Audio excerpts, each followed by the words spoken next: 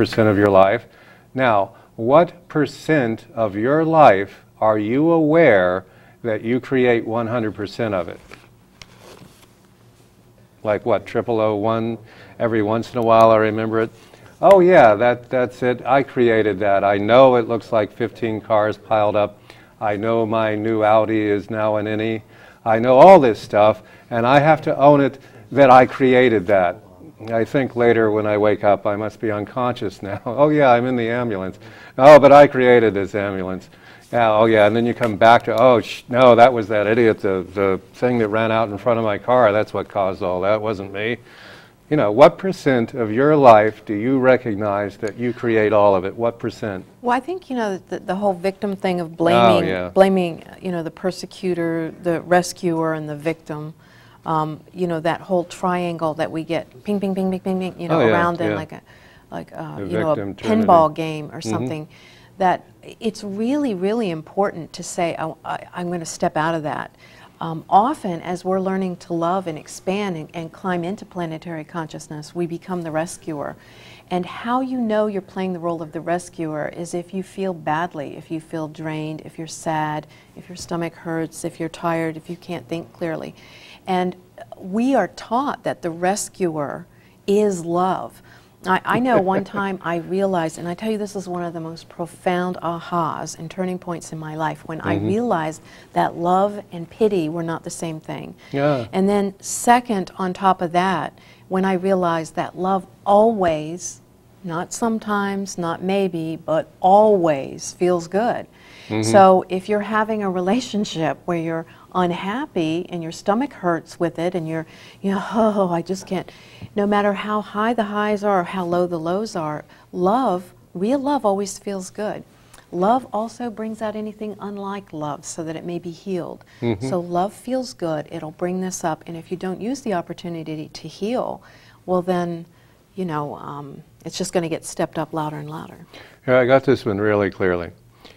Rescuer, no, it's re-skewer.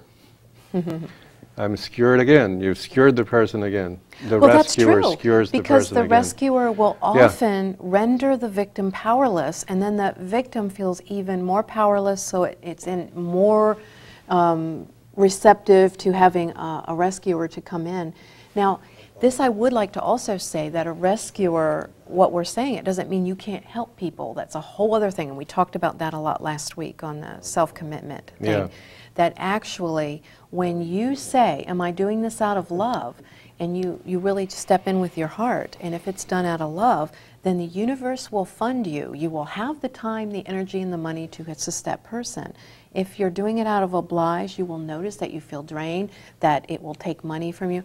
So often I'll do things thinking, oh, I'm being kind to this person, I'm doing something loving, and it will come back on me. You know, the rescuer always becomes persecuted eventually and stuff like that. And really what that's saying is that wasn't for you to do. Oh, exactly. And you know, unless it feels right and done out of love.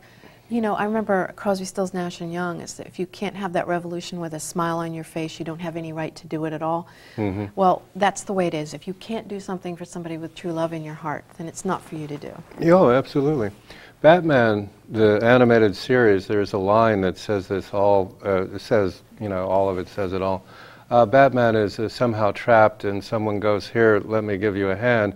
And he refuses, Batman, and he says, I don't do helpless. Okay, well, there you go. So please don't rescue. If I cannot get me out of this, I was never meant to get me out of this. And I can simply get out of it by the decision that I'm no longer in it. We are limitless creators, and that is very much the way that works. So what is it? All enabling is compassion, but not all compassion is enabling, is the way that goes. So if the person, you know, asks you for money on the street, you can be very compassionate by telling them no, you will have to find some other way to get money, and I'm not saying that isn't asking the next person. I'm just saying that to be loving towards you, I will not be giving you money.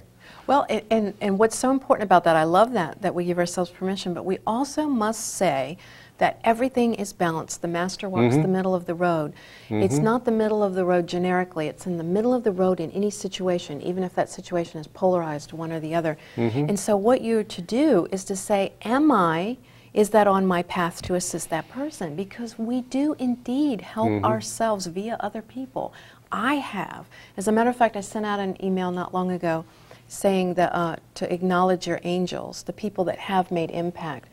Often I will hear from people saying, you know, I want to get in touch with my guides and my angels, but I'm just not seeing or hearing any evidence of this. And I went through that myself at times. And then I realized, well, I was looking in the wrong place. Like the guy that left $10 tips one time when I was really, struggling at that time with my kids, supporting my kids, and that really was a lifesaver. And the guy that helped me change my tire on the side of the road, it was him, but it was also my higher self working through them. So it's important for us to be open to receive, and it's important for us to be open to give, but it has to be done through the doorway of universal love, the swinging doors rather than anything forced. All of us brought with us, no exceptions, all of us brought with us all of the resources necessary to accomplish what it is our contract, accomplish what it is we came here to do. If that's in the form of someone assisting, nonetheless. And so this is a very profound guilt-free paradigm to begin a life with, especially if you're a young person watching our show. A lot of people will attempt this entire hocus pocus on us about, what our oblige is towards our fellow man. And we have to say, there's no one out there. There's only us. There's only me. There's only this idea that we're all one thing, and that if you're helping anyone else, you're helping you. And at the same time, you have to be on it about you. That's the thing. Each of us came here to be better than when we arrived. Well, I think that's one way absolutely of seeing it. And another way is that we came here to experience. And I really believe, it's been my knowing, that we're either experiencing or we're measuring. And if we're measuring by saying I have to get better or less or more, then we're in the measurement. But if we're in the experience of it, just to experience the Forrest Gump type of living. And planetary consciousness, being at one, this larger thing, just pretend for a moment, and this is a wonderful meditation, and maybe I'll do this next week or something, I'll lead everybody on this, but is to imagine that all the world is inside your heart instead of outside of you, because one feels left out, one feels inclusive.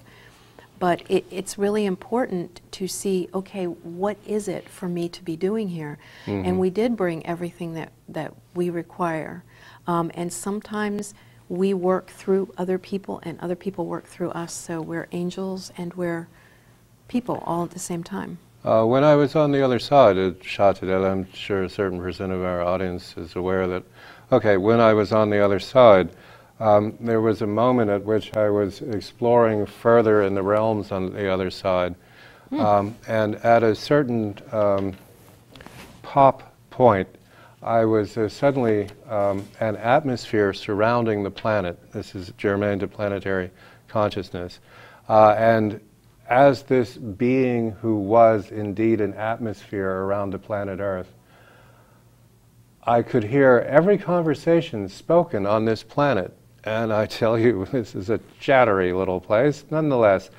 And that aside, if someone were to actually speak my name on the planet, I would have, at that point, had my attention drawn more to that part of the planet than somewhere else. And my immediate experiencing was that this was too much of an input compared to what I was used to. 7 billion conversations is a bit much.